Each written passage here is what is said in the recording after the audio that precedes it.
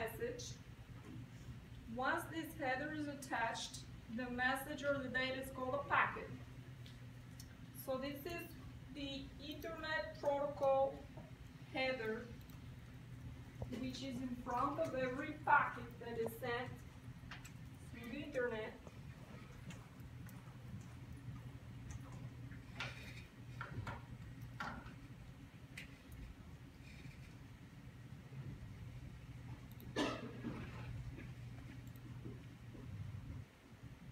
Also for short called IP. So the glue that holds the Internet together is this Internet Protocol.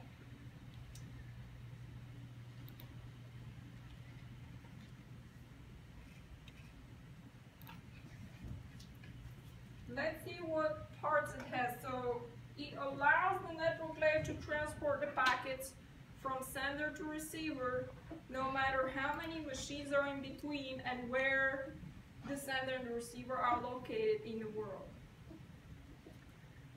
So the data streams which arrive from the layer above, which is the transport layer,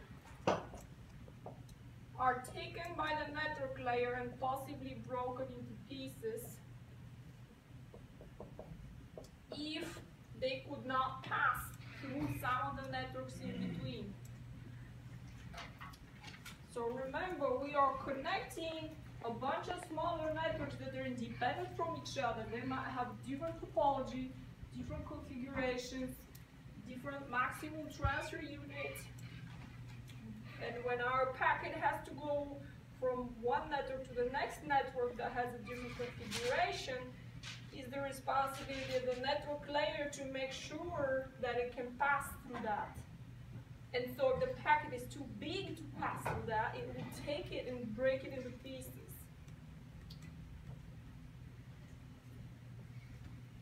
So we'll take streams from the layer above and, if necessary, break them into pieces.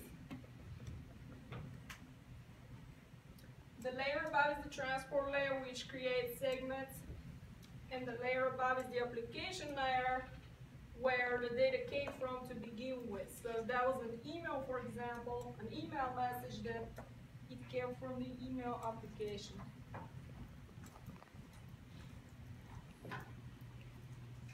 So it will take streams from the transport layer and break them into pieces. Next, through the Internet Protocol, the routers will forward each packet to the next router on the path until it reaches the destination. When it reaches the destination machine looks at this header, and from the header it can determine whether this packet is just a piece of a larger packet, and where exactly within the larger packet this piece should fit, and it puts them back together the way they're supposed to be in the original order. So it reassembles back the original message. So let's look at the header. The first thing we have here is the version. This is the version of the IP protocol. Currently we have either IP version 4 or IP version 6. The version 5 was just a prototype that never made it. So we have version 4 and version 6. The version 4 is what we're looking at right now here. It has, at the top, as you can see, the scale is 32 bits up here. So one line of this header takes up 32 bits. The version field takes 1, 2, 3, 4 bits. Next we have this field IHL, which tells how long the header is in 32-bit words. Next we have 1, 2, 3, 4, 5, 6, 7, 8 bits. for a field called differential services.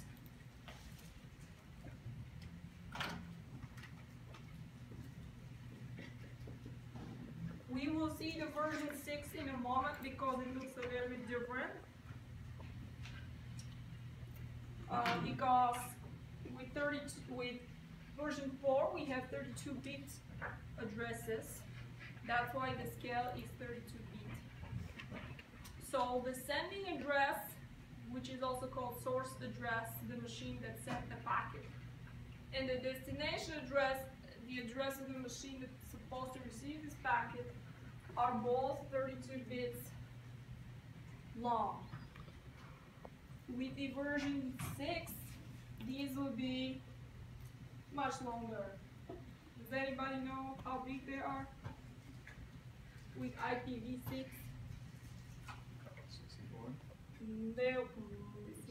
they're 64, they will reach up to here, but they will reach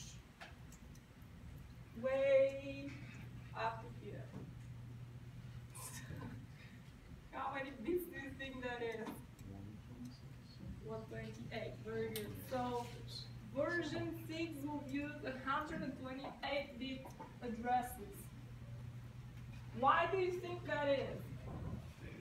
They were going to run out of addresses, so they just made it bigger. Yeah, so we are running out of addresses. How can that be? How many addresses can we have with 32 bits? 2 to the power 32.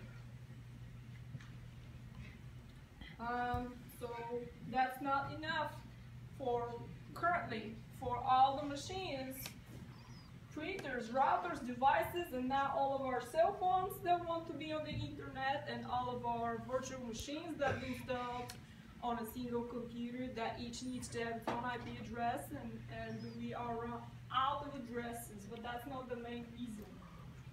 The main reason is because the way we assigned them originally to companies and businesses and homes that wanted them wasted a lot of the addresses. So millions of addresses were wasted and not used. Anyway, when we go to this version 6, we are hoping we will not run out of addresses in the near future. So 2 to the power of 128 is the exponentially much bigger number than 2 to the power of 32.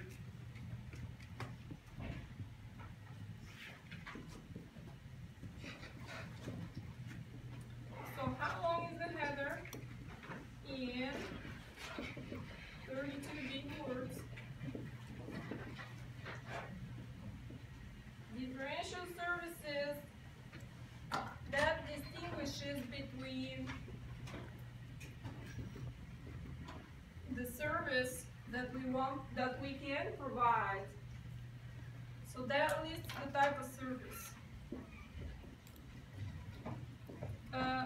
With this we mean a combination between speed and reliability. In other words, the faster services are less reliable. There's no guarantee the packets will make it. The slower services are more reliable, but they take longer to get there, and they slow down the connection and the response. So the next field is called total length. That gives the length of the header with the data. The side that gives the size of the packet.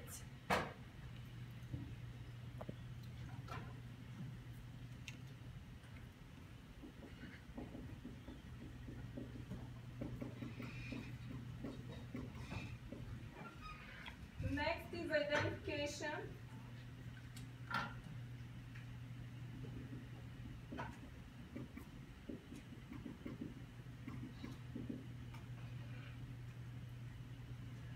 This tells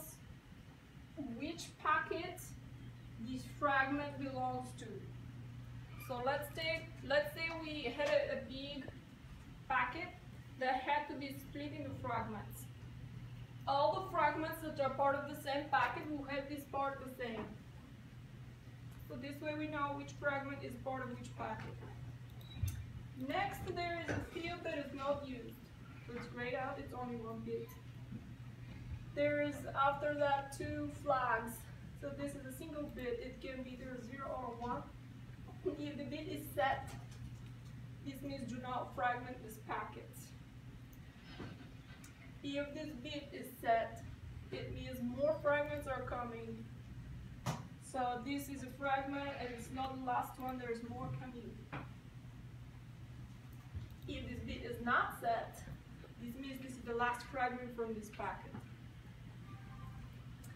And finally, all fragment offset. So DF means do not fragment.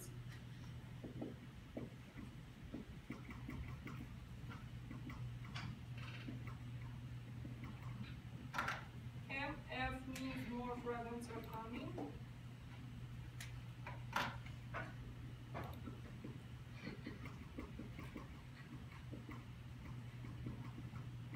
Identification is which packet the fragment belongs to. Fragment offset allows us to tell where exactly in the packet this fragment should be. Is it in the beginning, is it in the middle, or is it in the end?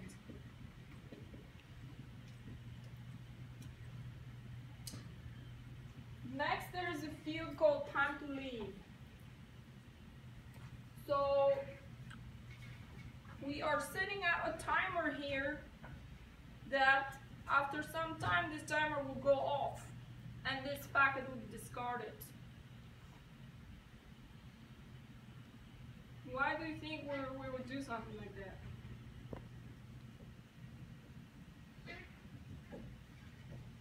So at every router that the packet goes through, let's say this is set to 255. At every router that the packet goes through, this is decremented.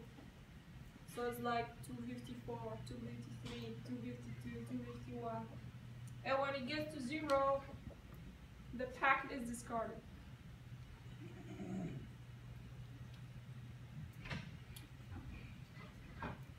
Why would we do that? Network resources. It's a timeout to not tie up network resources in case it's just a failure of a function.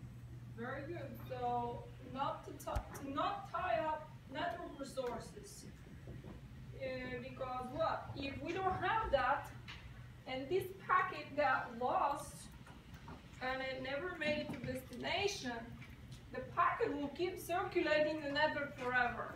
And so we want to prevent packets from wandering around the network forever.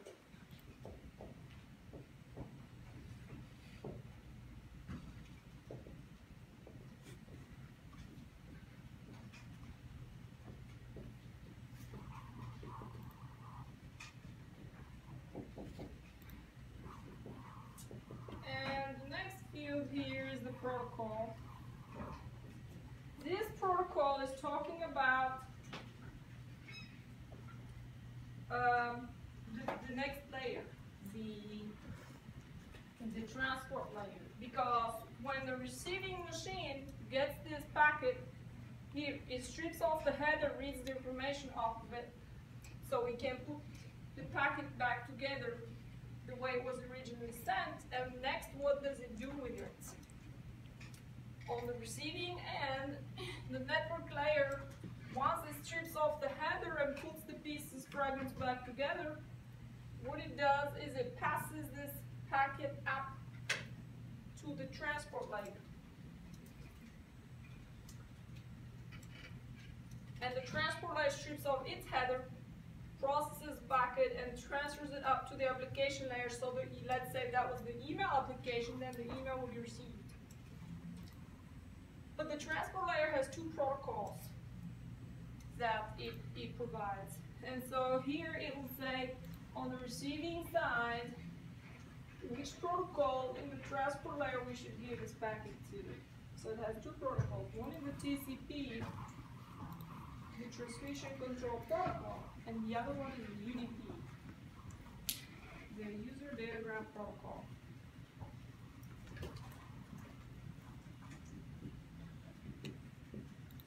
So this protocol is talking about the transport layer.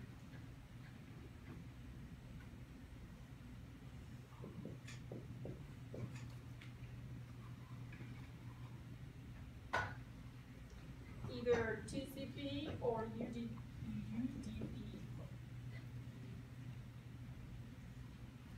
Next field is used for error detection. It's just checking the header for errors. Checksum.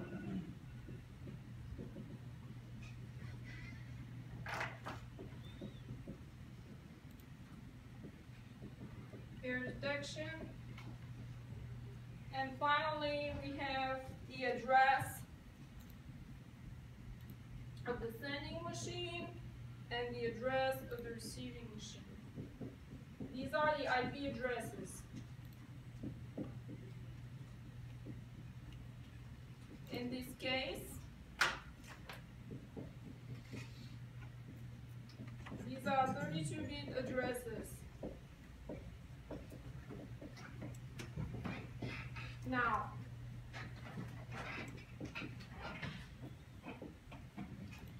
as we already mentioned, we have run out of these 32-bit addresses. We are trying to move on to the next version of Ethernet protocol, which is version 6. And if we do that,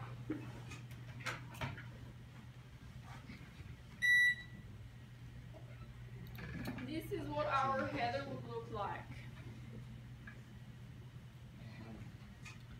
So with IP version 6, the scale again is 32-bit, but you can see it takes 4 times 32 bits to show the address, which is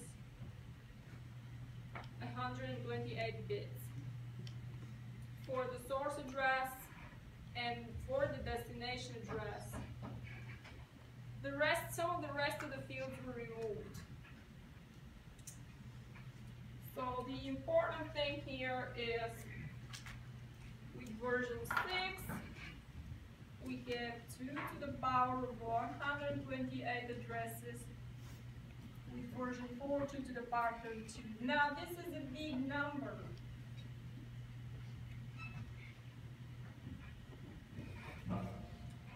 How much is 2 to the power of 128?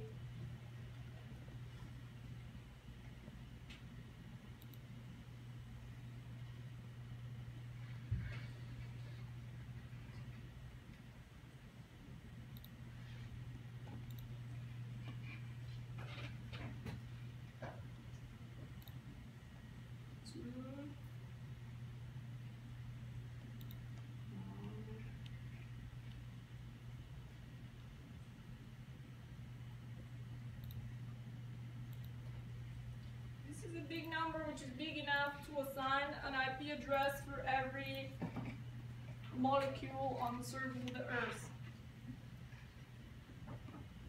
So hopefully we will not run out of addresses anytime soon. However, we never know, because when the new technologies come out, we don't know what kind of technologies we're going to have tomorrow. Especially with all these virtual machines now that each one of them takes up its own IP address, and with all the mobile devices that will be on the network, and who knows what we'll come up with tomorrow. But for right now,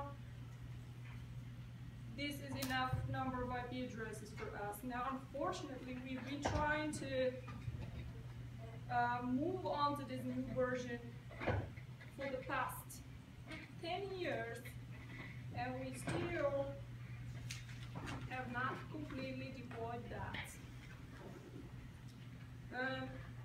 Just going to show, so a lot of computers are still using 32-bit addresses.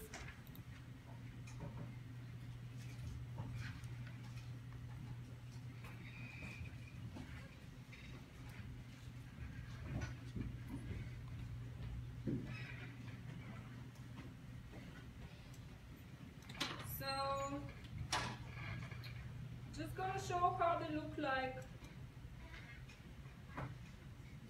The 32-bit address, what we do with it is we take the 32 bits and divide them into 4 pieces.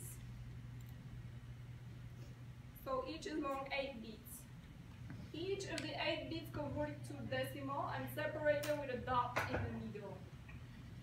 So each, it's called an octet. So each piece, it can be from 0 to 255, because we use 8 bits for it, so 2 to the power of 8 is 256. So you never see a number bigger than 255 in these addresses. So it's from 0 to 255, dot, the next octet, dot, the next octet, dot, the next octet. This is the dotted decimal format. Now, with the 128-bit version, the IP version 6, this is what the address would look like. This is in hexadecimal now. And the reason is in hexadecimal, and it's separated with colons instead of dots. And the reason is hexadecimal is so that it's shorter. If we have to write this out in decimal, it will take much longer space on the screen.